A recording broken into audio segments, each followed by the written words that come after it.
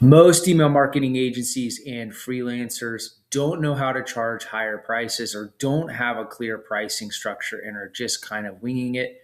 But for years, my agency Flow Candy, we've been charging 5,000, 8,000, 10,000, sometimes even 12 and 15,000 dollars a month for email marketing services, month after month after month, quarter after quarter. And in today's video, I'm going to show you exactly my pricing framework so you can swipe it and steal it for your own agency. And if you want to swipe this file that I'm about to go through, this workflow, I'm going to link it in the description so you can access it. You don't even have to opt in, just click on it and you can see it for yourself. Let's dive in. So if you've watched any of my videos before, you'll know that that one of the big things I talk about is there are four segments of the market. And this is where a lot of email marketing agencies, freelancers get stuck, is because they don't understand these four segments that are in the market. Okay.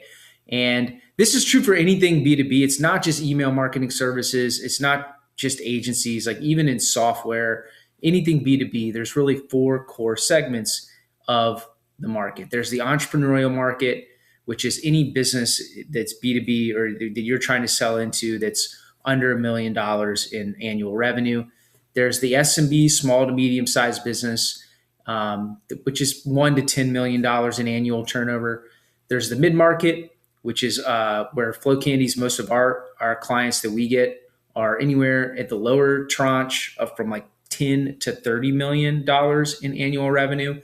And you can scale up anywhere to 300, 400, 500 million dollars at the upper tranche of the mid market. You'll see clients in that range. And this is where, at least in my niche in e-commerce, email marketing, this is where a lot of the challenger brands, or really any challenger brand, is at. Normally, these brands that a lot of my market wants to work with, like the Athletic Greens, the AG1 or the Skims or the True Classic Teas or the Grunes, like these clients that everybody wants, typically tend to be in the mid market, and then as they scale into the upper tranche of the mid market, and then there's the enterprise, which is anybody over 500 million, in my opinion, but also the mega scalers, hyperscalers, whatever you call them, the Googles, the Facebooks, the largest companies in the world that are doing billions and billions of dollars, that have thousands and thousands of employees. But really, anybody in the Fortune 500, Fortune 1000 is probably like an enterprise. Okay. And I start here because you have to understand that if you want to charge higher prices, there are these markets, there's certain budgets they just can't go past. And it's not like a steadfast rule, but it's a pretty good, like, sort of 80-20 rule of thumb that if you're pitching an entrepreneurial prospect on email marketing services, okay, let's just say they're doing $600,000 a month or a year, which would put them under $80,000 a month in revenue. It's hard to kind of charge over $3,000 a month in email marketing services. Not impossible. The people that I do see charging over this, they're normally really stacking the value. They might be bundling other things in besides email marketing services. But something that's like, hey, if you pay $3,000, you're getting $10, $20, $50,000 a month in value, so that there's like such a clear value stack that it makes sense. Also, these types of customers tend to be very price sensitive, so you really have to stack the value and really make, like, they're really, really, like, I've really studied this market and all these markets, and like revenue, getting revenue, capturing scales, increasing sales. This is like, when you look at this ICP, this segment, that's really their problems. Those are really their goals, and it becomes much more important. SMB and mid-market, like I said, this is where my agency Flow Candy is positioned, and you can charge anywhere from $3,000 to $15,000 a month, maybe even more sometimes. But I found that it starts to get, especially the mid market, lower mid market, it's hard to kind of justify over 15K. These really fast scaling brands, certainly they can spend more there, but this is our sweet spot. And then in the enterprise, you can charge $15,000. I know people that are charging $20, $30, $40,000 a month for Salesforce marketing cloud projects and stuff like that. It just really depends on how big the business is, how complex the problems are. And a lot of times, like if you're servicing, my agency, Flow Candy, we specialize in Klaviyo, but if you're servicing more complex CRMs that have, or clients that have more tech, like annual, tech stack spend, a lot of times, they're already paying a couple $100,000 a year just for the CRM, so they can justify spending more on that service provider. But it's important that I start there because you just need to understand like what the range of where your clients are at, and just know that it's hard.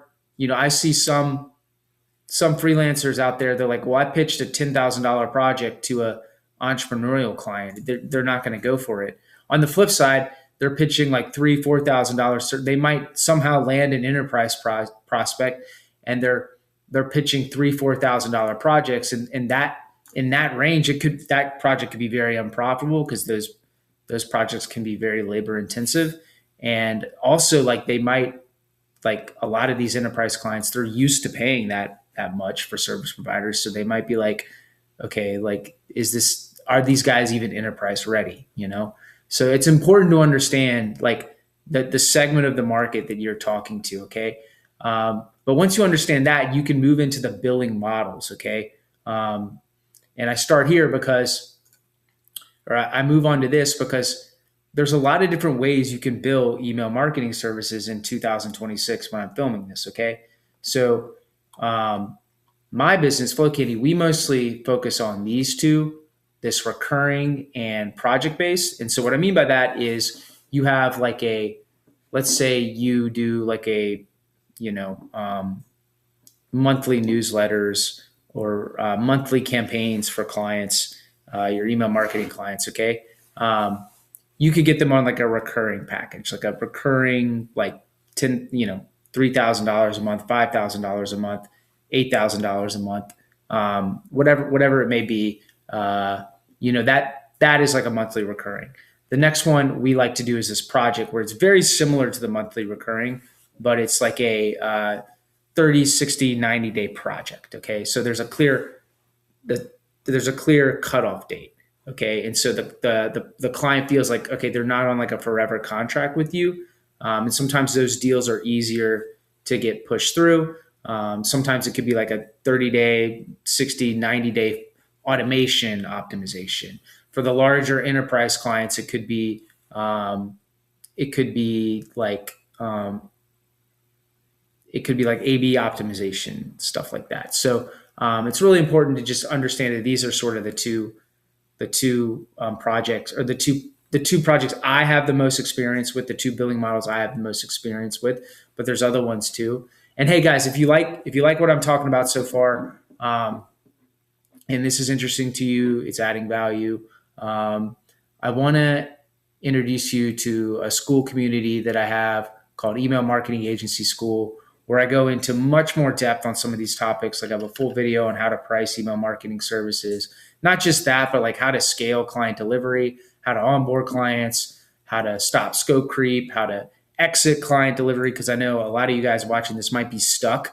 Like you're doing all the strategy and stuff like that. I give away all my delivery SOPs. People are also in the DMs chatting with me too. So if you want to, ask me more questions about how to build your agency, your fractional marketing consultancy, your freelance career, if you're in email marketing, if you're in lifecycle marketing, this is literally the only community that's built for email marketers to help grow their business. There's a lot of content out there on how to do email marketing. There's also a lot of content out there on how to build an agency, but there's nothing really specifically just for us. Okay. How to actually scale an email marketing agency, how to get more clients, how to charge higher prices, how to scale your system so you can get out of strategy and you can get out of client delivery. Like if you're having those problems, or you want to achieve those outcomes, like this is the community for you. I'll drop a link in the description. Just so you know, this is application only. I'm new community. I'm very careful who I let in. It's not always open. I look and screen everybody before I let them join, and I only open it a couple times a month. So if you're interested in joining, go ahead and click on that link that I put in the description, and there'll be an application page where you can tell me a little bit about yourself, and I can see if you're a good fit. And then if we open it, when we open it up, you'll be the first one to know. So thanks again for watching. Thanks again, and I hope to see you on the inside there. Back to this. So, another thing you need to realize too is pay per performance is a very popular billing model. This is actually like, I wish I could do this billing model more often. I've done it once or twice before. But the reality is, like, with where my agency is positioned now in the mid-market, in the SMBs, it's hard to get those deals approved. There's just like, especially in the mid-market, these clients now have, well, first off, like revenue is not always their most important. I mean, it is important. They want to increase sales, but it's not the only problem. They're not just trying to like max out and try to get sales. Like they have a brand to protect. They have distribution, they have investors. So they can't just like outsource it to some guy who's just going to try to get as much sales as possible. Also, they have procurement departments, legal departments, accounting departments that will typically shred up any pay per performance deal. Also, attribution becomes a lot trickier to track at these stages in the mid market, and there has to be a lot of like due diligence and double checking. Okay, did they actually earn this amount? And a lot of companies are not willing to do that. But pay per performance deals, like I've done them before. It works if you, in my opinion, in the SMB and the entrepreneurial market, especially if you can get clients that are heavily direct response oriented, and that, or when you're working with a founder where it's very conversion focused. Like these deals are great because you can technically, in theory, make like unlimited. Like I've had pay per performance projects where I've earned $35,000 a month off that project. Now, their traffic would go down and there'd be an issue, and it could go down to 1K. I've had that happen on that same exact client, but then they would ramp up. And so like I've had those deals before, and they're great. They're just, in my experience, hard to come by, hard to get approved in the e-commerce space. But if you can get them, like they're great. And it's like, it's a win-win because you're truly getting paid for the value you provide, and the client's not getting billed unnecessarily when you're not adding value. Hourly blocks is another one we do. This is we do this like this is great. Like for us, like it's great. It's not like a hero product or like an entry product, but it's a great way for clients that come back. They're like, hey, we don't need like a recurring project. We don't need like necessarily a to get on a project. We just need like 10, 20 hours of your team's time to fix some things. So this is great. I also know another guy that's at my level at Flow Candy, or similar level at Flow Candy, and this is all his business does. They don't do recurring projects. They don't do 60, 90-day projects. They just do hourly blocks, and when the client runs out of blocks, they just add another 10, 20 hours, and they just build them. That's the way they do it. Setup fee, I misspelled fee, but setup fee and retainer. I know another agency that exited that was at Flow Candy's level, and this was their entire model. They would do a setup fee, and then they would get the clients on a retainer. And I think there's some creative salesmanship you can do to onboard clients with these setup fees. So I don't know. I don't have as much experience with it, but I know this is another way to bill clients. There's the equity model, which I've done once, and I sent back the equity. I didn't have the best experience in this, but there are certainly this is a model, and I think especially if you're working in a industry like, let's say you're doing life cycle marketing for venture based startups, or brands that just raise seed rounds and stuff like that. You might want to consider doing this because you could be working with the next Slack or Uber or whatever, where there is going to be an equity event. And it's easy for you to monetize that. With my experience, it was harder because in e-commerce, it's harder for these companies to exit. They're not as valuable as, like, say, SaaS, and also most of them don't have an exit, and it's hard to get liquidity. Let's say, like, okay, you do this for a year, it's going south, it's not going the right way. You've been billing at a lower rate in exchange for equity, but you don't want to do this anymore, and it's hard to, again, to liquidate that equity. So, but there are people doing this. There's a whole community of people doing this. I forget what it's called, but this is another billing model that works. The milestone model works too. This works great in the enterprise. Like, we get a certain amount. We unlock a certain amount of revenue, I guess, once we hit a milestone, or we'll bill the client once we hit this milestone. Um, Savings works well in the enterprise too. I have zero experience with this, but I know somebody that does this where they get paid based off the savings they can create. Now, this works really, really well with large enterprise clients that are very bloated and have bloated tech stack spends. So it's hard to come. You're not going to be able to do this in the SMB, the mid market, or entrepreneurial, and even a lot of the enterprise. You won't be able to do it. But if you're working with bloated legacy enterprise clients, like, you could get paid it's like the reverse of the pay per performance. So instead of getting paid a percentage of sales, you're getting paid a percentage of how much you save them.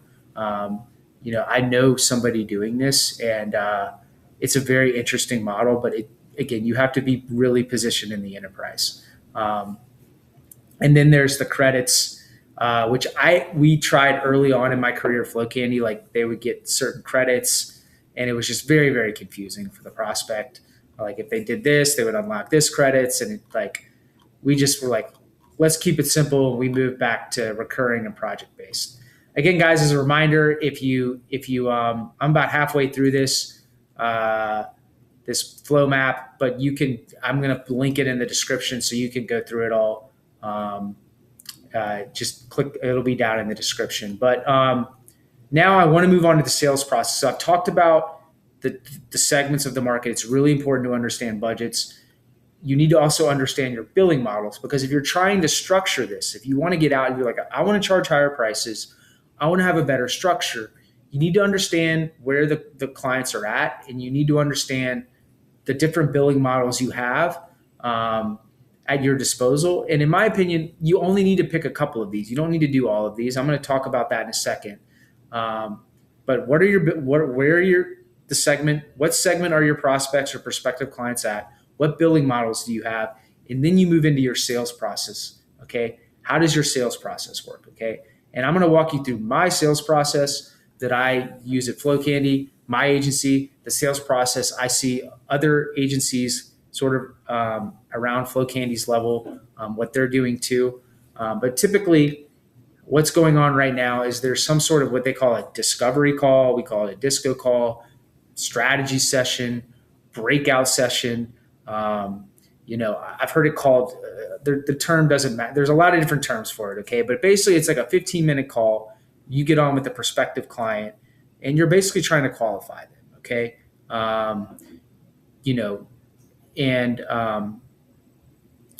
You're basically just trying to see, are they a good fit? Are they somebody that is qualified to work with you? Are they a values fit? Like, would they be are they going to be, what we call like a vampire client, like where they they got like negative energy. Like you're trying to check that. Like, are these positive people? Do we want to work with them? Are they aligned with our values? And can we actually get them the results? Can we actually help get them the results that we promise? Okay. So that's really important.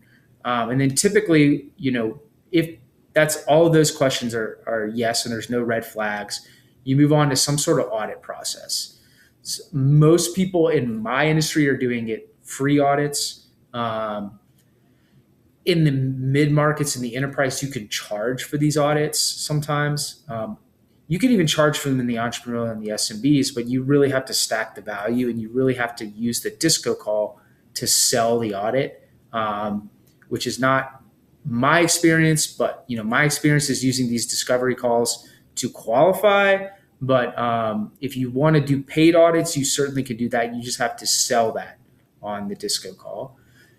Sometimes, just to take a step back, sometimes in the entrepreneurial segments, you can do a one call close.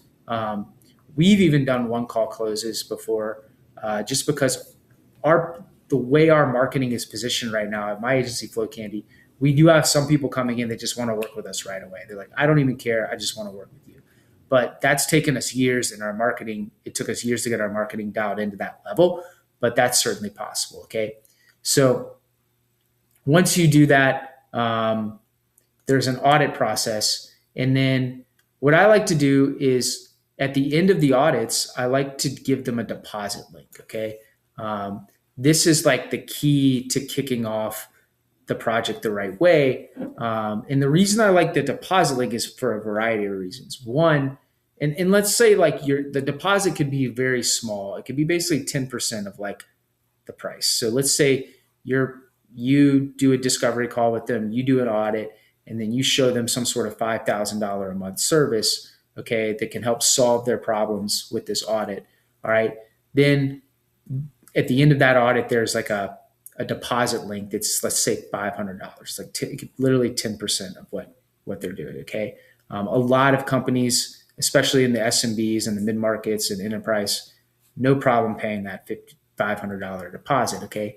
And what that does is, first off, it shows intent. It schedules, it like reserves their spot to work with your agency, but also it's like something we can use to trigger all of like our onboarding workflows, which, if you guys want to learn more about that, I will link to another video. I did a whole video on how to scale to over $30,000 a month, where I talk a little bit more about onboarding and the systems and stuff like that.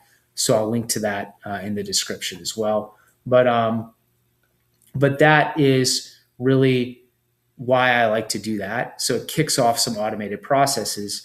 And then, once those automated processes start, how I've been telling my students is that you really only need three, and this is true for my agency too, you really only need like three core product offerings or service offerings to scale to over $1 million, to build a $1 million email marketing agency in today's market. Okay. And in my opinion, you need like a low ticket offer, a 60 to 90 day project, and a recurring. And this is going to help you guys. I had to kind of start here. I had to kind of talk all about the markets, the billing models, and the sales process before I could really get into the structure, because all of that is important. Okay. But if you're stuck and you're like, I'm winging my sales, I don't know what to charge. Okay. You just need three things you can offer. Okay. So you get prospects on a sales call. They're qualified. You do an audit with them. You're like, hey, I can help you grow your business through lifecycle marketing, email marketing, CRM, whatever it may be. Okay. And then you can offer them three things. Now, typically what we do is we like to start clients off on either a low ticket offer or a 60, 90 day project. And I'm going to give you an example of that. So a low ticket offer might be, it's different than the deposit. Okay. A low ticket offer might be, okay, hey, let's do like how we'll sell it. And this is like a little pro tip. How we'll frame it is like, hey, like, I understand like committing, a lot of agencies are kind of, you have some resistance about working with agencies. So what I best would suggest is maybe we do a quick, 2-week project to see if we can actually add value and we're a good fit for your brand. And after that, if it's a good fit, we could talk about doing a larger project or moving into like recurring services. But I think for right now, this 2-week project would be a great fit for you. And the 2-week projects we do, deliverability restoration sometimes, or like a deeper. We'll do like some email design stuff. We have this system called an email design system, so we can do that typically in under 2 weeks. Sometimes we'll do a strategy roadmap. I'm also known for my breakdown videos. Very popular on LinkedIn. So some people will just pay us to do a breakdown of their brand. But these low ticket projects, they're basically like 2-week projects that you can fulfill that don't require like a lot of massive fulfillment team. Like you don't need to use your copywriters, your designers, your developers. It's just like a project that can be deployed in under 20 hours. Better if it's even 10 or under 5 hours, that can be done pretty quickly. Just to show that you're legitimate and that basically these clients know, like, you can basically get these clients to really, really know, like, and trust you. And then after that, you can ascend them into these like other projects. And, sometimes we'll start with the low ticket. Sometimes we'll go right to the 60-90 day. It depends on the client. But the 60-90 day is typically like a more full service offering, like it could be like basically like a 30-day, 60-day like flow sprint or automation sprint, where we're overhauling a bunch of flows. It's more full service. Like you're doing all the copy, the design, the implementation, but it's time bound. Like it'll end after X amount of days, so that the client is not like bound to this like project or this a retainer, and it's easier to kind of get sold. Okay. Another thing could be like a campaign sprint. Hey, for the next 90 days, we're going to overhaul your campaigns. If you want to keep working with us after that, we can talk about that. If not, no problem.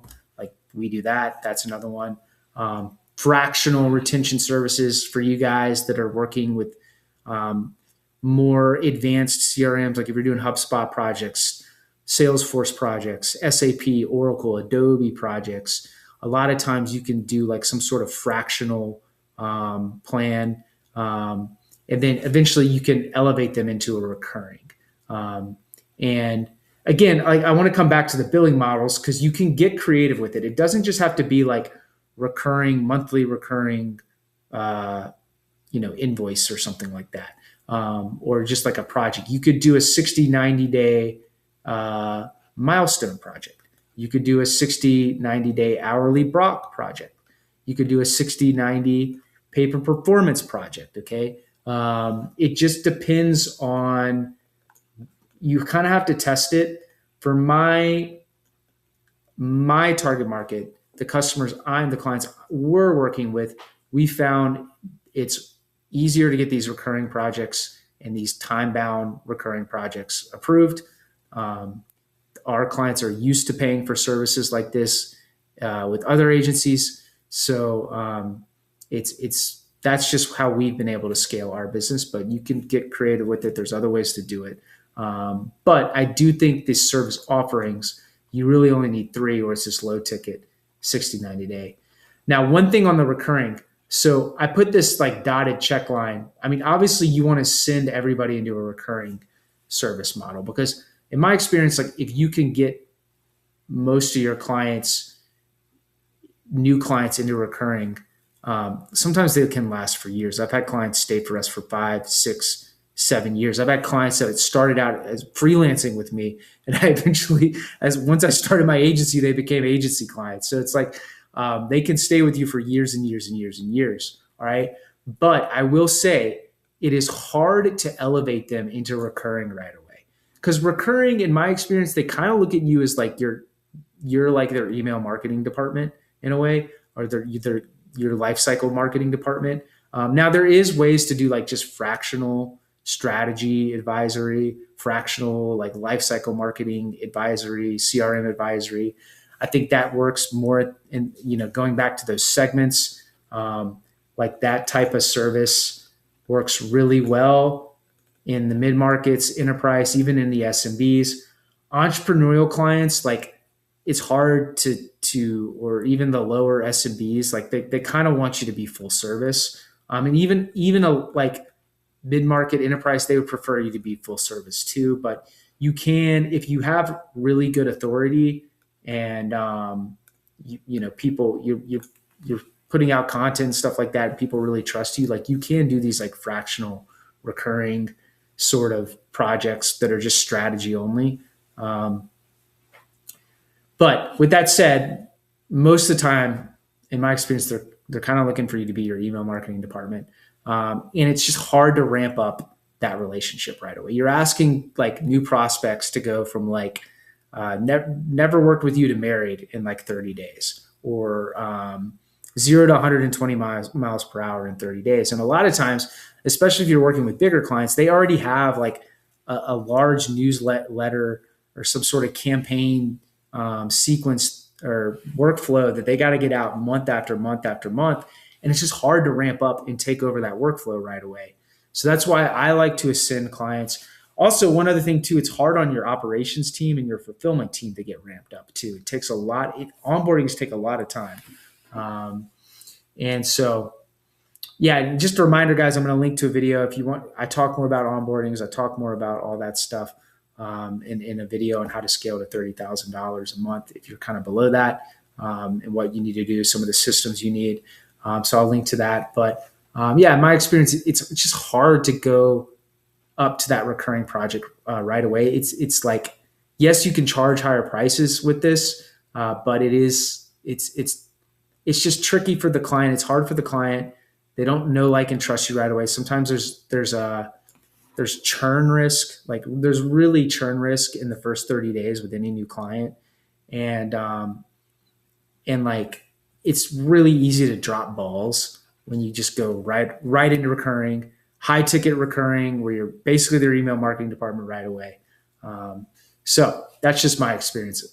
I prefer to start with the low ticket, ramp them up to the 60, 90-day project. Cool. Well, thanks again for watching, guys. I hope this was valuable to you. Yeah, I'll see you guys in the next one.